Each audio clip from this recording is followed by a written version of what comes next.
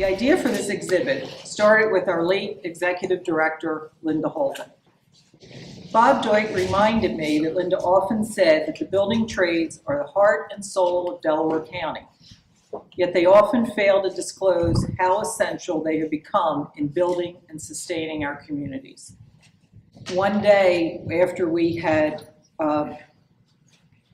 obtained this building as a donation to the society, we realized it needed a lot of work. It was an old building, it was a grand building, but it had not been maintained to the level it should have been.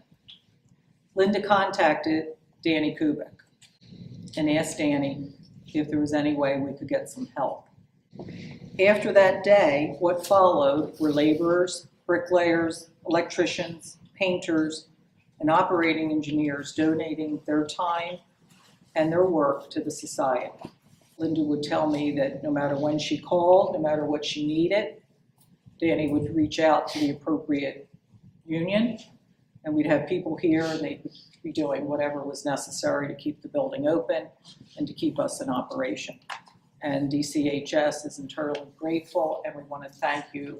And hopefully this exhibit will be viewed by a lot of the younger individuals in this county who are looking for good, steady jobs, fulfilling work, and they'll come down here and see what has been accomplished here in Delaware County.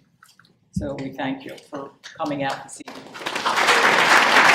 It's exciting to be here in the Historical Society in downtown Chester. More so, it's exciting to be a part of a celebration where they celebrate the local organized unions, labor, here in the city of Chester. It's because of organized labor that so many families have been taken care of, that so many workers have had an opportunity to not only have jobs but careers here in historic Chester, the first city in the Commonwealth of Pennsylvania. We're thrilled to be here this evening for the opening of this exhibit at the Historical Society, where we celebrate our building trades here in Delaware County. The men and women of the building trades of Delaware County not only contribute great quality construction to projects such as Harrah's, to the soccer stadium, to our refineries, to the Mariner East project, but these are men and women who advocate for these projects and work with government officials. I am proud to have worked with the men and women of the building trades to bring many of those projects to fruition. And who we are, we represent 4,000 workers in the area, and what we do is design, fabricate, and install sheet metal products. We're here today to take part in this great event, the Building Trades exhibit, to exhibit what building trades do for the community and what they do for working families across the region. I myself grew up in this community, and I'm proud to take part in it, coming back, giving back to the community through my union membership, along with my brothers from other trades. We've been in Chester since 1933, and we've been active in as much as we can in volunteering. Quite frankly, we go to our material suppliers and ask them to donate supplies so that we could build things such as the Vietnam Veterans Memorial. We've been serving Delaware counties for over 75 years. I'm here tonight to represent Local 654 in the Delaware County Historical Society's labor history. The exhibit that I'm standing in front of is from Local 654, which represents the origin of Local 654, the charter members, the original work that was done for the local, as well as some of the tools that they worked with in the trade back then. We also have an exhibit representing a lot of the volunteer work that we do within Delaware County. Local 1 is the oldest continuous running union in North America. We've been around, we were established in Philadelphia in 1790. District Council 21 is the umbrella association of several different local unions, that being the painters and wall covers, industrial painters, drywall finishers, and glazers.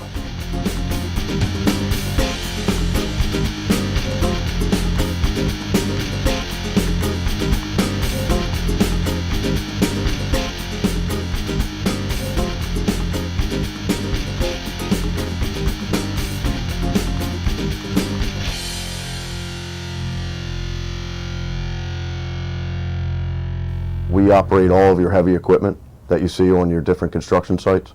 We're your operators in the sky and the real tall cranes in the air in the city, all the way down to your bulldozers on your dirt jobs and doing your site work. we're usually the first ones on the job. What I do is I am the mediator between the company and also our membership. We were asked by the Delaware County Historical Society to put together a building trades exhibit on behalf of all of the different trades, from your carpenters to your electricians to us, the operating engineers, and show and educate the public and some of our youth growing up what we do and how intricate we are to society. In order to become an operating engineer, you'd have to sign up, fill out an application, take a test, go through a 4-year apprenticeship, and earn some college credits going through that. And at the end of that, you would be a heavy equipment operator. The 4-year apprenticeship entails a lot of classroom and a lot of hands-on experience operating heavy machinery.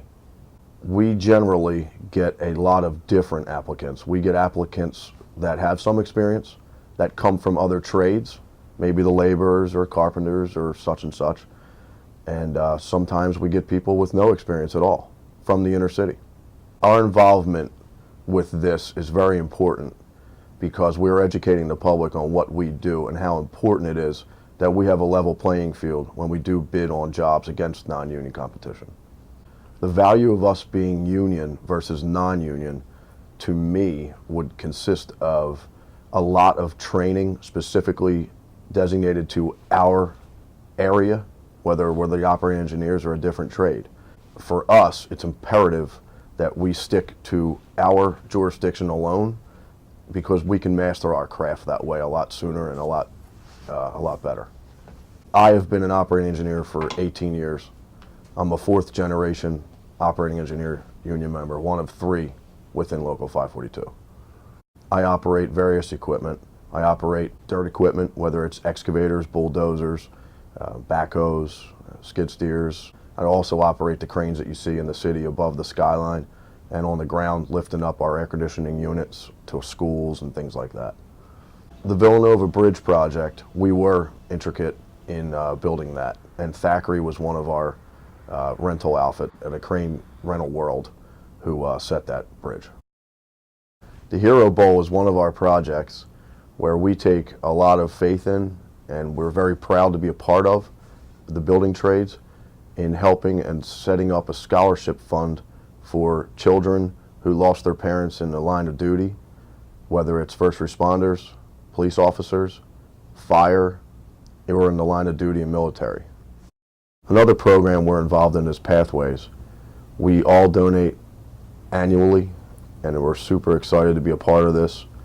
It's very impactful for the society, for homeless teens, children, women who also are abused at home and need help.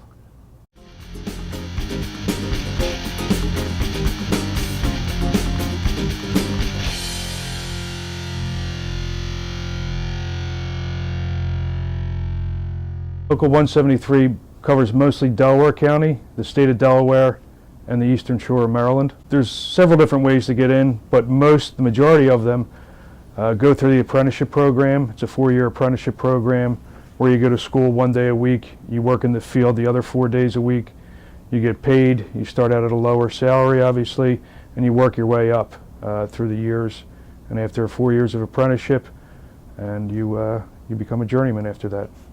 The value of using a union carpenter versus a non-union carpenter is the productivity and the quality of work, and it comes in under budget. Carpenters do mostly commercial work and industrial work and very little of residential. Mostly the residential work is done in the cities like Philadelphia or Wilmington.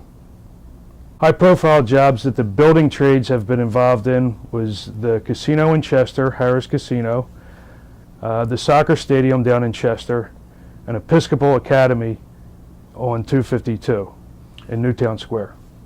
One of the charity jobs that we did work on most recently was a job called Headstrong Nick's House, which is in Swarthmore, Pennsylvania.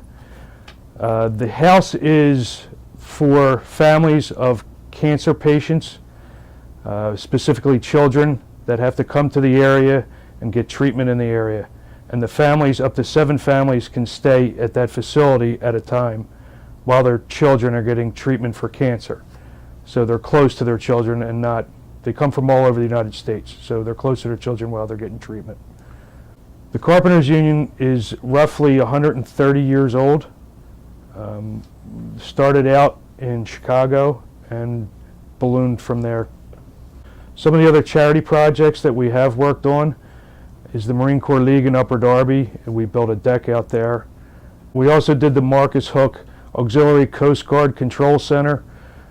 We built that on the waterway out of a structure that was already there, and the other trades also participated, so the Coast Guard Auxiliary could monitor the waterways. And as a Marine, I'm very proud to have participated in setting up the Vietnam Memorial Traveling Wall in Marcus Hook a few years ago.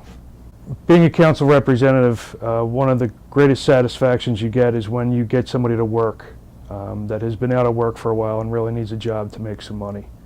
And we're very proud to represent the members, 1,700 members in Delaware County.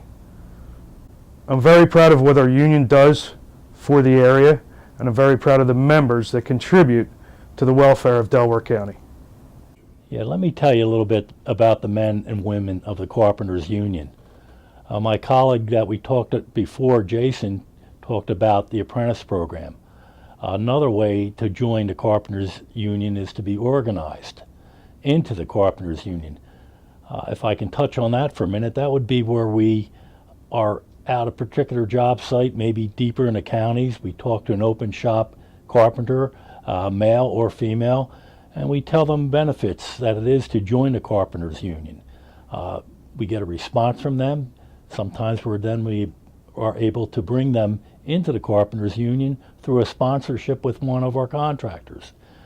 These are one of the best feelings we can have when you bring a qualified carpenter into our union, something that helps both the contractor and consequently helps the member himself and his family earn a good working wage and benefits. We have a lot of women in the Carpenters Union now. We have an organization, a sub-organization within the Carpenters Union called the Sisters in the Brotherhood. This organization has hundreds of women throughout our, what we call our regional council, that attribute to our women that are specific to their needs and their families. The women that join the Carpenters they go through the same apprenticeship program. They eventually get with a contractor. That contractor is specific to what they may be best in, but we have women throughout the trade doing the same jobs that the men do, and they are doing it very good. I am very proud being a member of the Carpenters Union. I think one of the best things that I can say about being that was being able to bring in a open shop man or a woman, bring them into this trade, and they come and they see you maybe at one of your Christmas parties, and they tell you how happy they are to get in the union, how much the union's meant to their family, and that's the greatest kind of feeling you can have.